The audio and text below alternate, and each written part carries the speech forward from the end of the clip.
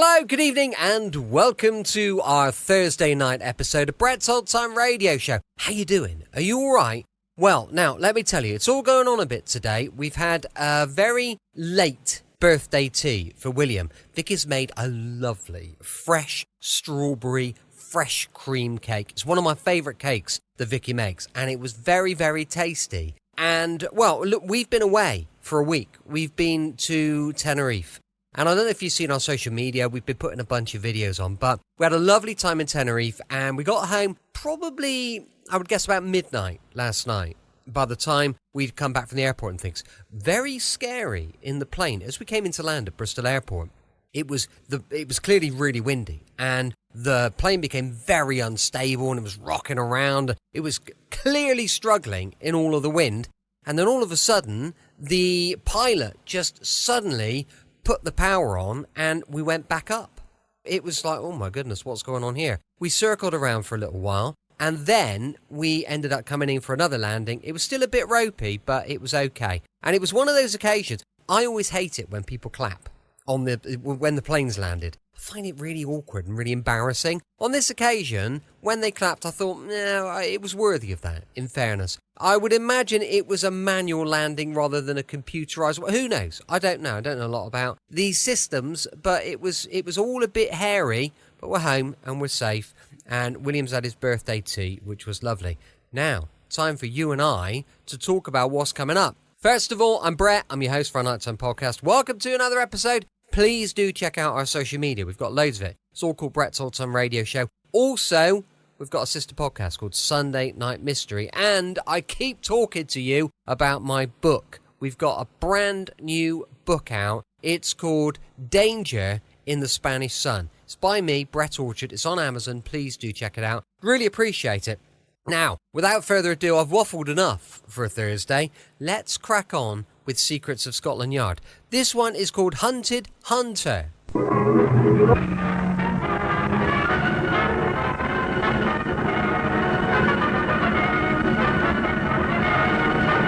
Presenting Clive Brooke in The Secrets of Scotland Yard.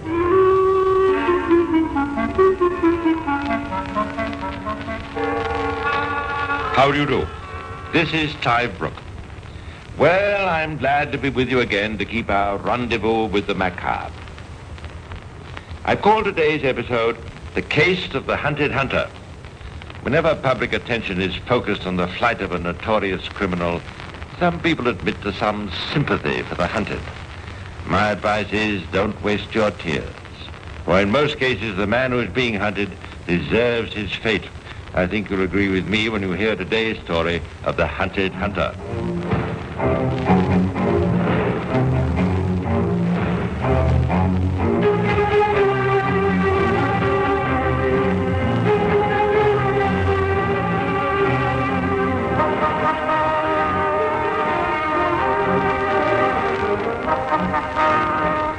It is the afternoon of October the 7th, 1942. The fair country of England is overrun with khaki-coloured figures and crisscrossed with the track of 1,000 tanks and lorries. The armies not only of Britain, but of her allies are engaged in the endless rehearsals which form so large a part of modern warfare. Even the loveliest parts of our beautiful countryside clattered to the rattle of Bren gun carriers and machine gun fire. Places that had not heard or seen man or his mischief for many a long month. Hankley Common, for instance, a beauty spot in the heart of Surrey. Down one of the leafy lanes comes a crew of Marines aboard a Bren gun carrier. Their map reading is not perhaps their strongest point, for they've swerved well off the beaten track and are coming to a cul-de-sac in a little remote dell. I tell you, Ginger, we're lost. Don't be blinking silly. You trust old Orcard. I reckon old Hawkeye needs a new pair of spectacles. I'll tell you, we've just got to keep this track tucked right out in the main road. Is that so, Mr. Blinking Hawkeye? Well, what do you make of this? I pull her up.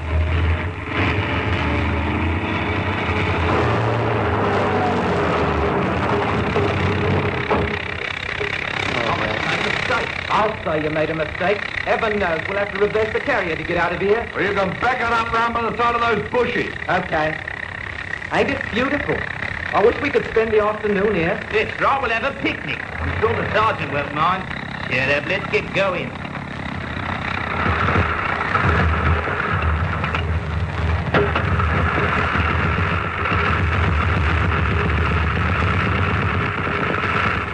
Mind how you go. You're pretty soft by those bushes. You don't want to get bogged down. I'll get out and give you the word.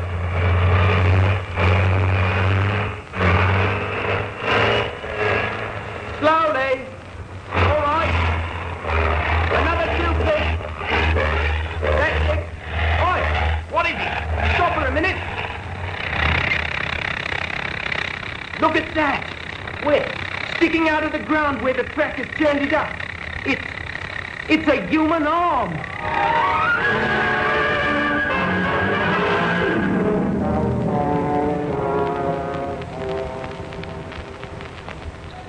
But for that chance, the remains of the body might have lain there for years until time finally removed all trace. Even when the discovery took place, there was little on which to work. One of Scotland Yard's famous murder squad teams, Chief Inspector Green and Detective Sergeant Hodge, were sent down to Hankley Common to tackle the investigation. They haven't left us much to go on. No, sir. What do you think the chances are for identification? Well, it's difficult to tell. The man who did this job was no fool. He dissected the body in such a way that we'll have the devil's own job to work anything out. Yeah, I think we'll take some samples of the soil to see if we can trace any sign of poison. In the meantime, I want this wood sealed off and then searched section by section. Yeah, we'd better have mine detectors to help us. There might be a knife or something of that kind. Very good. I want to go back to town to have a word with Fred Cheddle. Fingerprints, eh, sir? Well, if there's anybody who can help us, it's the fingerprint department at the yard.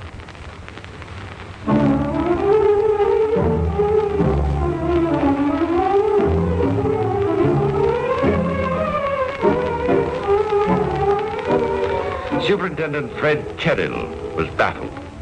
Nowhere was there a patch of skin which still held those telltale ridges which might have helped in the identification of the victim. Then into the picture came Dr. Keith Simpson, Home Office pathologist. I have based my investigation on the small sample of hair with which I was supplied. The hair belongs to a woman, or rather a girl in her late teens. Naturally blonde hair, dyed brown and bleached again. I should say it was worn in some short hairstyle, probably a bob. Meantime, back at Hankley Common, Chief Detective Inspector Green was leading an intensive search. Scotland Yard had decided that this was a case of murder in the belief that a body rarely gets buried among the soil of a remote woodland dell for innocent reasons. Whoever had hidden the body and committed the murder had known these woods well, for almost every trace of the victim and the crime had been covered up. Almost every trace, but not quite.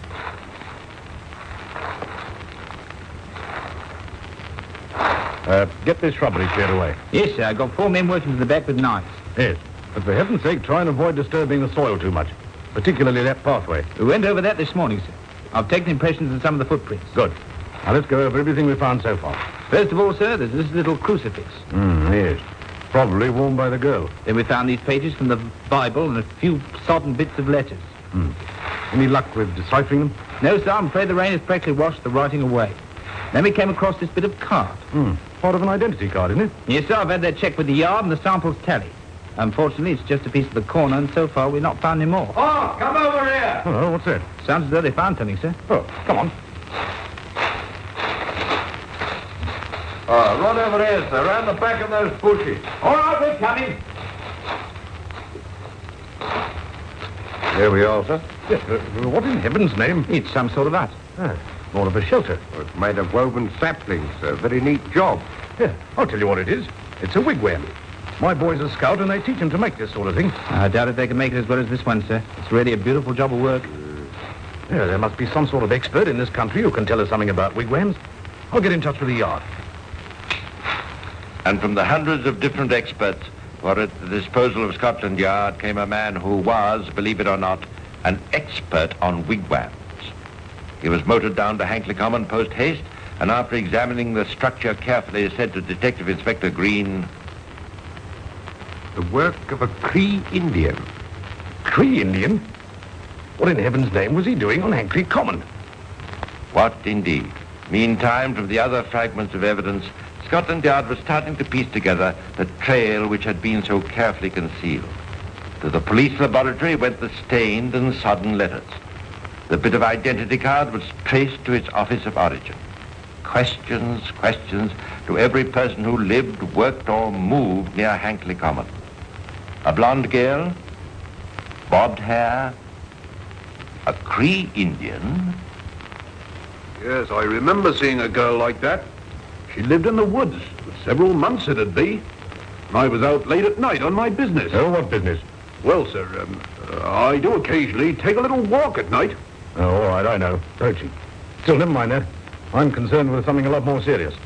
You say you saw this girl? That's right, sir. Not often, mind you. She was cunning like. Didn't like herself to be seen. Kept herself hidden. There was a man with her. He was a soldier.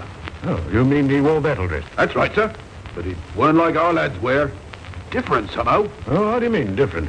Well, sir, it were more classy like. And this soldier fella, he weren't English. You mean he was coloured? Well, he weren't English. But he were real smart. And I only saw him twice, and it were by accident. He was standing over there by that tree. Quite still like. Just like on the movies. Like, a Red Indian.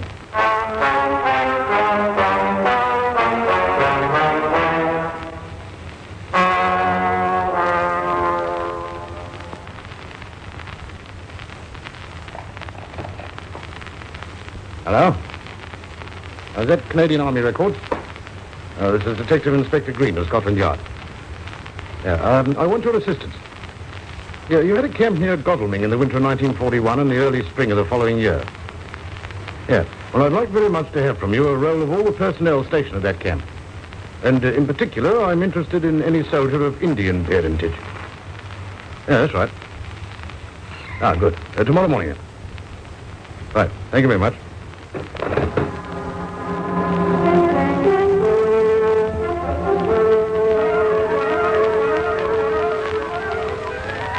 But remember, all that Scotland Yard had at this time was the knowledge that a girl as yet unidentified and a man who looked like an Indian had been seen together in the woods.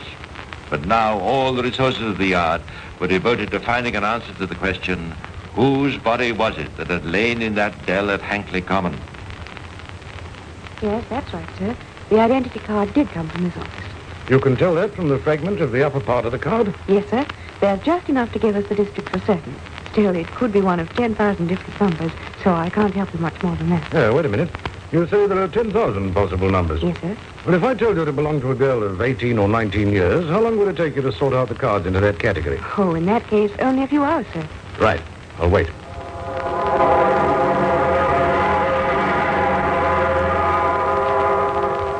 And so, almost by the time the report had come in from the Canadian Army Records Office, Scotland Yard had managed to identify the body as that of Joan Pearl Wolfe, a 19-year-old girl who had run away from home and who had disappeared.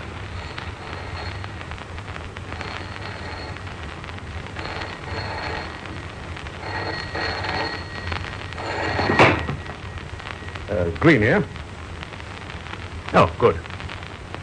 And were there any Indians on the strength of that unit? Ah, I see. Well, would you mind spelling that name? Augustesangrete. And where's he now? Ah, well, thank goodness he hasn't gone overseas. Yes, I should like to see him. Oh, well, if he's as near as that to London, perhaps we can bring him into the yard for a little talk. Yes. All right, then. We'll make it 12 o'clock tomorrow morning.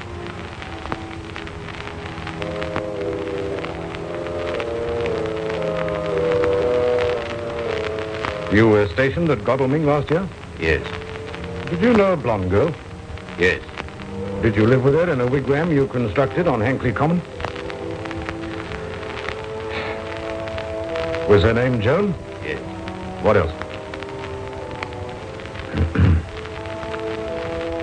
Was it Joan Pearl Wolfe? Yes. Then why not say so? And so it went on. Cautious and non-committal, Sandford seemed completely unperturbed by the investigation. He was asked to give his fingerprints, but told he need not do so. Without a word, he thrust his hands deep into his pockets. That was that. The yard had not enough evidence to charge him, so he went back to his unit. However, Green was convinced that provided the woods could yield sufficient evidence, Sandquist would prove to be the killer. The hunt for evidence was on.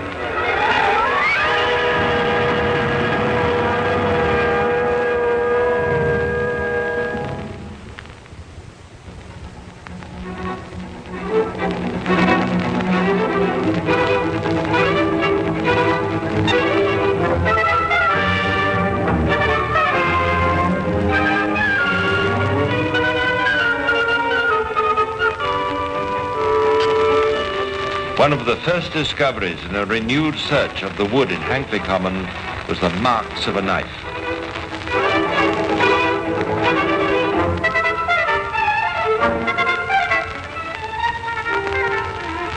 Rather a strange shape, isn't it? Yes, sir, just like a parrot's beak.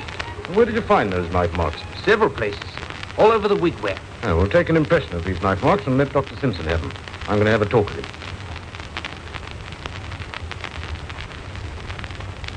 And so, you see, any evidence you can give us as to how the murder was committed would be of enormous value. Her skull was shattered with some kind of club, but she was also stabbed. Take a look at this cast. The blade is shaped like a parrot's beak. Could this have been the weapon? Well, can you leave this cast with me? Yes. I'd like to have a go over it, mate. Dr. Keith Simpson reported back that a knife of this description had been used for the murder. That knife must be found. We've been over the ground very carefully, sir. We'll go over it again and again. Whatever happens, we must find that knife. The woods were searched again. Then, following a fresh line, Green ordered Sandquist's barrack room to be searched. A number of his companions were brought in for questioning. Knife with a blade like a parrot's beak? Sure, I remember a knife like that. Funny you should come to mention it. I didn't know Sangred very well, but one afternoon I walked out to the wigwam he had built in the woods. I saw the knife stuck in a tree. The only reason I was there was I had to get Sangred back. He had been absent without leave. There was a girl with him there. No, I've not seen the knife since. Why? What's up? By this time, a fresh unit was occupying the barracks where Sandquist had been stationed. A squad of men were put to work to search every inch of the ground near the huts. And finally, they found the knife in the bend of a toilet drain under the floor of one of the wash houses. Dr. Keith Simpson, the pathologist, came down to the dell of Hankley Common and in the twilight of an October evening carried out a dramatic experiment. We found this club in the woods. We have reason to think it may have been used by Sangred. Now, here's the knife. First of all, I'd like to match the knife against the mark in the tree. And then, Dr. Simpson, I'd like to match the club and the knife against that reconstruction you have of the girl's skull. I see. All right, then. Well, let's make a start.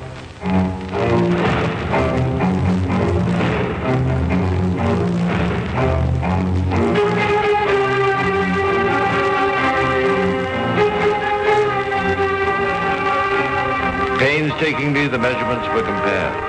The chain of evidence was almost complete.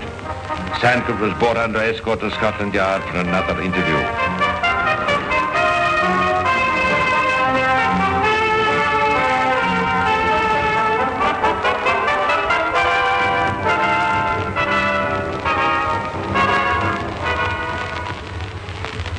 Now, Sangred, I want you to take a look at this. You see this club? Yes. Have you ever seen it before? No. You've never touched this club in your life? No. Well, in that case, you'd have no objection to giving us your fingerprints. That would be conclusive proof, wouldn't it? Will you allow us to take your fingerprints? Yes. Good. In point of fact, the club had been carefully wiped long ago. There was no trace of a fingerprint on it. Inspector Green knew that, and Sandquist knew it too. What Sandquist did not know was that Green had another reason for wanting those fingerprints. No sooner had they been given than a photograph of them was on its way to the headquarters of the Royal Canadian Mounted Police. From Canadian fingerprint records came a radio message in reply. August Sangre, 4 times convicted in 12 years for crimes of violence. Last offense, September 14, 1938. Threatening to shoot a woman. And so Sandquist was taken to the dell in the woods on Hankley Common. By now it was winter and the trees stood bare. The frozen earth rang under his infantry boots. His face showed no expression as he was taken along the woodland path. His step was sure, and he seemed confident that he could make no mistake. Now, Sangret, you see this wigwam? Yes. You made it? Yes. You lived in it with Joan Wolfe? Yes. This cooking fire, she made food for you? Yes. And this picture cut in the wood, she made this? Yes. Our little grey home in the west. You lived here happily? Yes. You never had a quarrel? No. No quarrel. Always peace? Yes. You see that path over there, Sangret? Yes. If you follow it for 30 yards, you'll come to a clump of bushes. Just there, we found her body, or at least all that remained of her body. We believe that she ran down that path. She ran in terror. Somebody had stabbed her. She was trying to escape from him. The man who stabbed her hunted her down that path. He caught up with her by those bushes. He hit her with his club again and again. She stumbled down among those thorn shrubs. He went on beating her until she was dead. Come on down there. I'll show you where it happened. No. That way no good. That way we never go. No good to go down that way. Are you afraid? Afraid of no man. What are you afraid of? Ghosts? No good to go down that way. You go. I wait here. He stood rigid and stubborn at the top of the murder path, nor could he be persuaded to walk that way.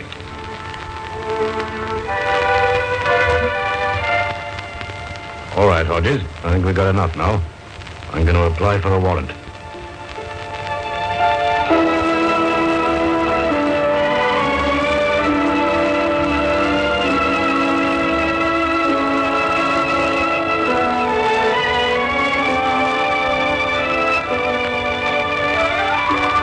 And so, a few weeks later, Sandquist stood in the dock at Surrey Assizes into the murder of Joan Pearl Wolfe.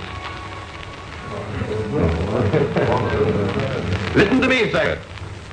Handwritten in pencil on the side of this crude wigwam were these words. In the midst of all thy glory, cast a look of pity upon all who are suffering against life's difficulties, separated from those they love, the lonely and the friendless. Did you write those words? No. Did Joan Pearl Wolfe write them?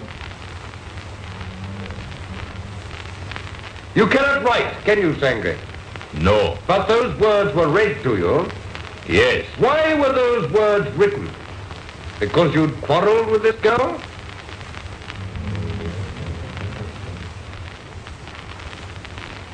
He stood in the dock, still inscrutable, stubborn. He alone knew the secret of what had happened in the woods. But against Scotland Yard, there are no real secrets. One by one, the experts went into the dock. Simpson, the pathologist, Phil, the fingerprint expert, and Green of the murder squad. Together, they built up the story of how this strange 28-year-old tribesman had met this 19-year-old convent-educated girl. How they'd lived together in the woods and how they had quarreled. From a tiny crucifix, a footprint, and a piece of bone, they built up that awful picture. The hunter pursuing the girl through the sheltering trees, a skirt caught in a thorn bush, the stumbling feet, and then his merciless attack. He had used all the skill of generations upon generations of hunters to conceal his deadly work, but that skill had not been enough, and so he stood there in the dock watching the jury as they filed back to give their verdict.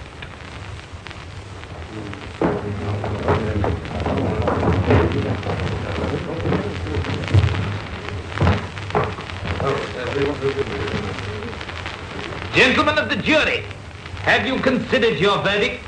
We have. And do you find the accused guilty or not guilty? Guilty.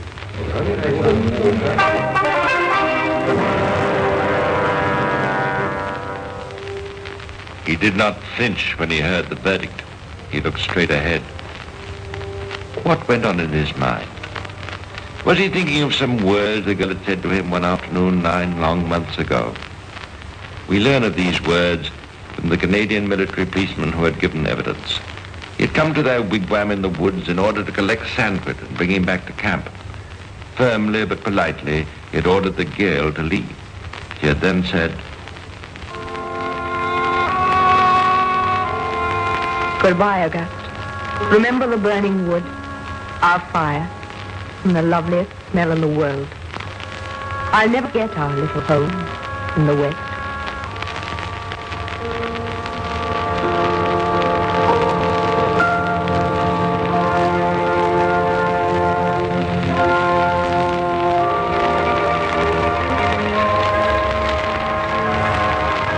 So Sandgret had gone back to camp. But one evening he had returned to his home in the woods and to the blonde girl with the short bobbed hair. Perhaps it was late night. Maybe they talked and quarreled. Come here. Don't let's quarrel. I promise you I'll never go away. August, what are you doing with that? What are you doing with that knife? Now don't be silly. August, give away. What are you going to do? August, put down that knife.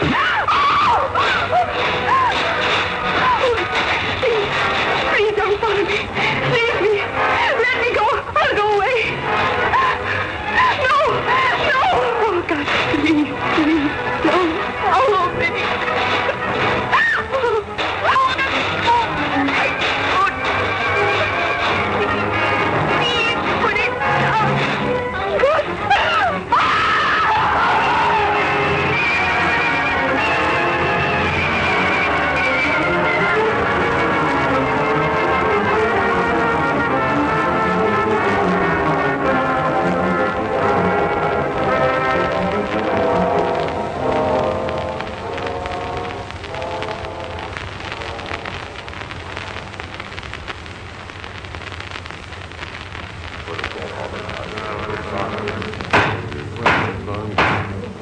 In court!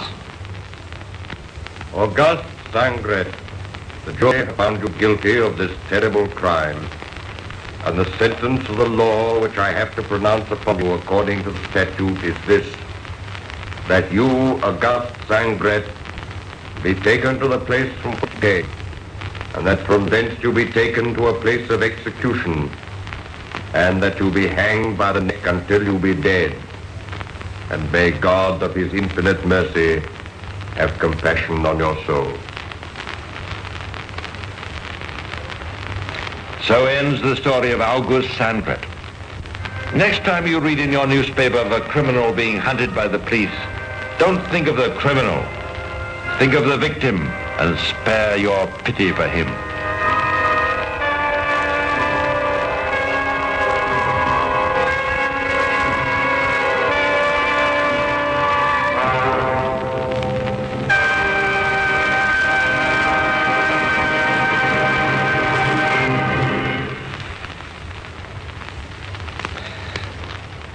That's all for now. I'll be joining you again soon to tell you some more of the secrets of Scotland Yard. Until then, this is Clive Brooks saying goodbye and pleasant dreams.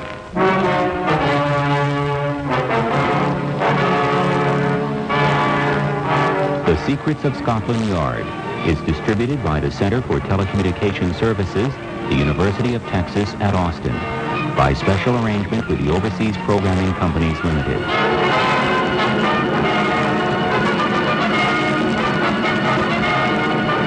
This is the Longhorn Radio Network. Welcome back. I hope you enjoyed Secrets of Scotland Yard. And tomorrow we've got our penultimate episode. I know, I can't believe it's the penultimate episode of Dad's Army. And it makes me really sad. I'm going to have to find us a new brilliant series. I'll find us something. Don't worry. It'll be something good for a Friday. Leave it with me. I'm sure it'll be just fine and dandy. Right, as I mentioned earlier, we've got a sister podcast called Sunday Night Mystery. Please do check that one out. But for now, thanks for listening. I'll be with you 7 days a week, each and every week. And I'll see you tomorrow on Brett's Old Time Radio Show. Love you. Bye.